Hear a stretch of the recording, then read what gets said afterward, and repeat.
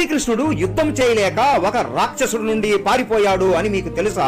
మధుర ప్రజలందరినీ కాలయవనుడు అనే రాక్షసుడు తన దగ్గర బంధించి ఉంటాడు. ఇది తెలుసుకున్న శ్రీకృష్ణుడు ఆయుధాలు లేకుండా ఒంటిగా ఒకడే నడుచుకుంటూ కాలయవనుడి దగ్గరికి వస్తాడు. అది చూసిన కాలయవనుడు కూడా చేతుల్లో ఏ ఆయుధాలు లేకుండా ఒక్కడే కృష్ణుడితో యుద్ధం చేయడానికి దిగుతాడు. అలా యుద్ధానికి దిగిన కాలయవనుడిని చూసి శ్రీకృష్ణుడు కూడా వెనక్కి తిరిగి పరిగెత్తడం మొదలు పెడతాడు. అది చూసిన కాలయవనుడు అహంకారముతో నవ్వుతూ, ఇంతే నాతో పెట్టుకుంటే అని కృష్ణుడిని వెనకాలే పరిగెత్తుతూ ఉంటాడు. మెల్లగా శ్రీకృష్ణుడు ఒక గృహలోకి వెళ్లి దాక్కుంటాడు. వెనకాలే కాలయవనుడు కూడా గృహలోకి వస్తాడు. గృహలో ఎక్కడ చూసినా కూడా కృష్ణుడు కనిపించడు. అలా కొంచెం గృహ లోపలికి వెళ్ళగా ఒక రాయి మీద కృష్ణుడు పనుకొని ఉంటాడు. అప్పుడే అలసిపోయావా, నీ మరణం నా చేతుల్లోనే అని కాలితో కృష్ణుడిని తంతాడు. కానీ అక్కడ పడుకుని ఉన్నది కృష్ణుడు కాదు, ఎన్నో సంవత్సరాల నుండి నిద్రిస్తున్న ముచుకుందుడు. కోపంతో నిద్ర నుండి లేచి కాలయవనుడిని చూస్తాడు. అంతే, ఆ కంటి చూపుకే వెంటనే